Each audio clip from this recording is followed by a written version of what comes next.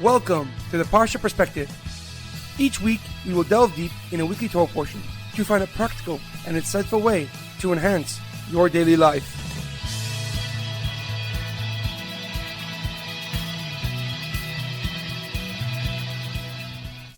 Thank you for tuning in. My name is Rabbi Shalom Yemini, and each week we will look into the weekly Torah portion to find practical and insightful ways to enhance your daily life.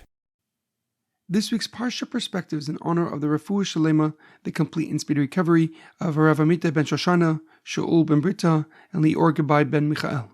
This week's Parsha Perspective is in loving memory of Leah Mintche of Yosef, Edward Ben Efraim, Shlomo Ben Edward, and Yirachmiel Daniel Ben Gedalia. May their souls be uplifted and may their memories be a blessing.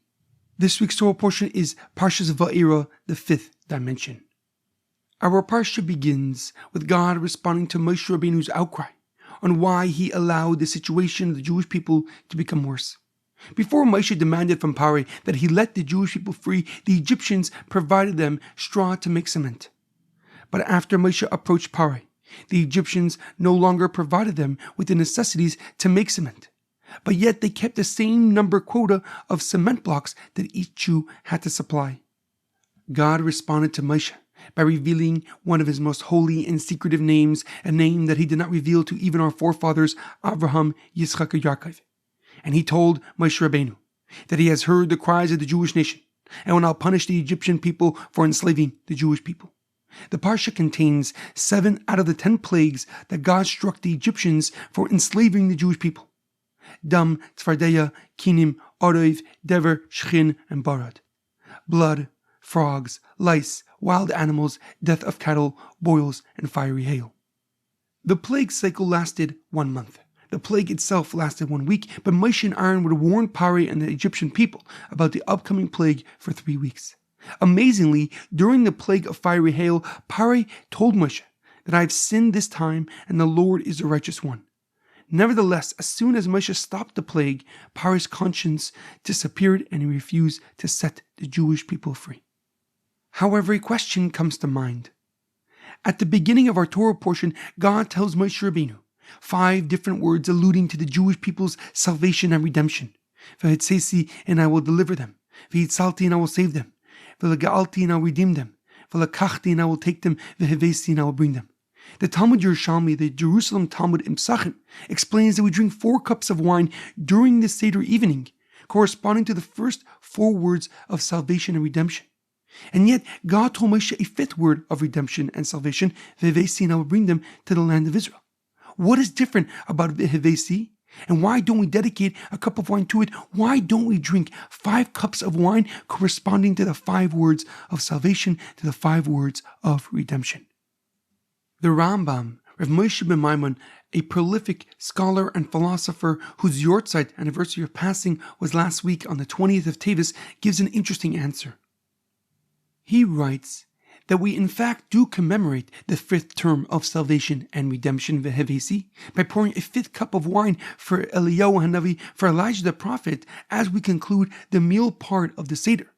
The Rambam writes there are many opinions regarding why we drink the 4 cups of wine. As previously mentioned, the first opinion is that we drink to commemorate the 4 words of salvation. The second opinion is that the 4 cups of wine during the Seder evening correspond to Pharaoh's 4 cups of wine. In Parshas Vayeshev, in the last book of the Torah, Sefer Bereshis, when Pharaoh's butler was telling and detailing his dream in prison to Yosef HaTzadik, he mentions Pharaoh's cup 4 separate times. The Rambam explains that the 5th cup of wine never became obligatory because of the many opinions about the 4 cups and the lack of consensus. Nevertheless, he writes that we still commemorate the V'hevesi, and I will bring them to the Holy Land, by filling Eliyahu Hanavi's cup, by filling up the cup of Elijah the prophet. However, the Lubavitch Rebbe continues with this line of reasoning and takes it a step further. He writes that it is impractical to make the 5th cup of wine obligatory, because V'hevesi, and I will bring them, refers to bringing the Jewish people to our eternal home, the Holy Land of Israel. And since Moshe did not merit to enter Israel, V'hevesi, and I will bring them, is hinting to the ultimate redemption when all Jews will be brought to the Promised Land. The Rebbe writes that the 5th cup is in the godly dimension. and what it represents is way out of our reach. This means that the majority of our existence is way above our perspective. No matter what we accomplish or how hard we try, we will not understand the depth of God's wisdom and judgment. We cannot comprehend the purpose of horrific tragedies and immense pain because they live solely in the godly sphere, the fifth dimension. And in this realm, the Rebbe explains, is where the greatest test of our faith in God exists. For it is a level where we have to acquiesce and defer to God's plan and believe that He and all He does is for the good. This domain cannot be forced or contrived. For any notion of falseness, any notion of dishonesty destroys access to this part and this crucial element of our soul. And instead we pour the fifth cup of wine for Eliyahu Navi, Elijah the prophet, and say Hallel, where we praise God, and we proclaim that we are finally ready for the ultimate redemption. In our daily life, it is imperative that we realize that we do not have control or power over anyone else but ourselves. If we want to grow and change our situation, we alone must take the necessary steps to transform our destiny. But we must equally recognize and acknowledge the hand of God dictating our every move, leading us just in front of the void, leading us to just in front of the space that we were born to fill, showing us the small part of the infinite possibilities for our fifth dimension, the unique soul of God within us. There is a powerful quote about returning to our inner selves. Home is the human heart, and our return to God is no way separate from returning to ourselves, to the point of inner truth out of which our soul shines forth. Have a great weekend and good Shabbos.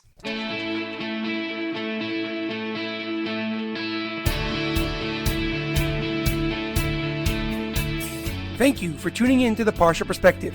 Check out our website, theparshaperspective.com. Send thoughts and comments to theparshaperspective@gmail.com. Till next time, thanks for listening.